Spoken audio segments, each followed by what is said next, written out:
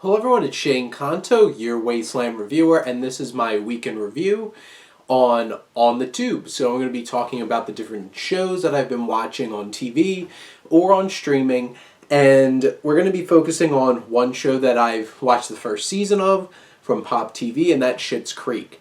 And the show's really, really funny. The Eugene Levy and his son make a really, really funny show with the whole dynamic of these rich, wealthy people no longer have money, and then they're stuck living in this, like, redneck, woodsy, outback kind of town, and dealing with all the different people there, and obviously the class differences, but also making fun of that lifestyle where it's like you have so much money and you're right all the time, or you're just so spoiled with all these different kinds of things. And Eugene Levy and Catherine O'Hara, and the cast is great. It's really funny.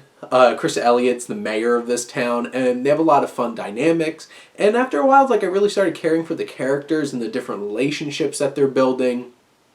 And for me personally, Eugene Levy, I absolutely love him. I think he's hilarious, whether it's in American Pie or any of Christopher Guest's work. And I think he's kind of the anchor of this show, and I just think it's a lot of fun. I look forward to watching more seasons. And then the rest of the shows that I've really been watching, or mostly that I've actually finished over the past week, are all Quibi shows. And talking a little bit about some of them, there's Prodigy, which had 8 episodes, and it's about these different young athletes that are supposed to be like the next big thing. And it was interesting. I enjoyed it, and it was some cool stories. Memory Hole, which is Will Arnett talking about cheesy, silly pop culture. And there's some fun cameos in it that I really enjoy. Like Jason Bateman pops up in it, Patton Oswalt.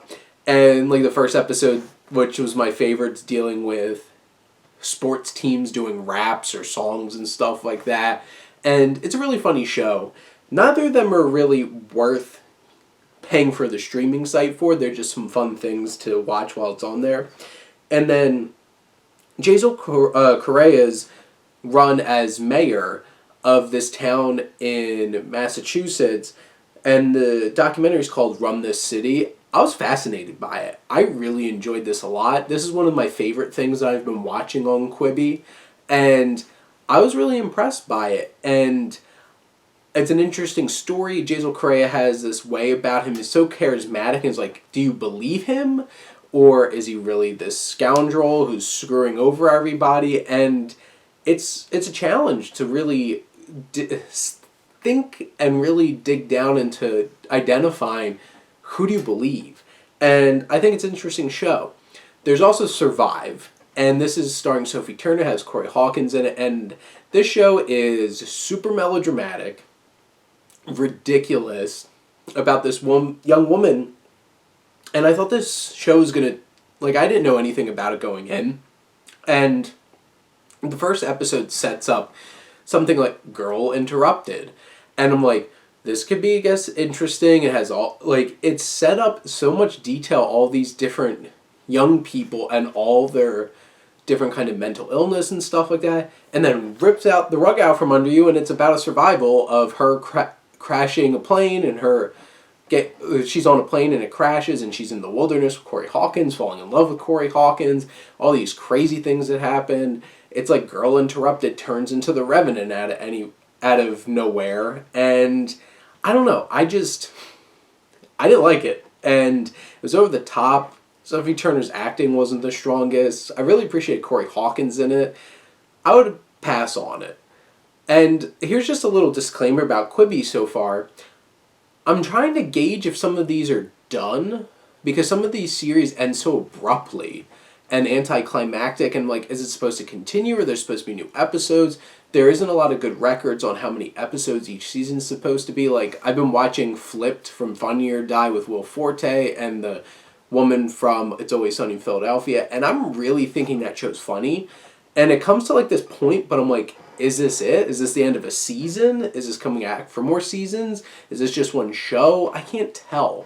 And that's probably my biggest negative about Quibi so far, is I can't tell if the show's over unless, like, I find out the next day there's not a new episode, so I guess it's over, but I'm like, is there supposed to be, like, another season? Because I'm really enjoying Flipped. But is it done? Is it a movie told in chapters, or is it an actual TV show with episodes and it's going to come back for other seasons? It's weird. Quibi's weird. I'm getting used to it. There's certain things on there I really enjoy, but not the biggest fan of it so far, but I'm going to keep going at it, and there's some other things on there, like I'm really enjoying Most Dangerous Game.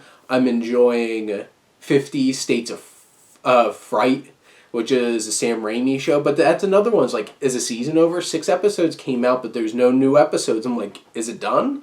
Is it coming back for another season? There's no episode on Friday. Is there going to be a new one on Monday? I don't know. They need to do a better job of giving you a sense of where this is going. But in general, Quibi seems to be interesting, and I'm interested to see if it continues. But hey, comment below if you want to talk about any of the shows, especially Quibi, since I'm part of like the first group of people who jumped on right away and started subscribing to this. I have some thoughts. So comment, let's talk some TV. But thank you as always for tuning in to On the Tube and supporting your Wasteland Reviewer.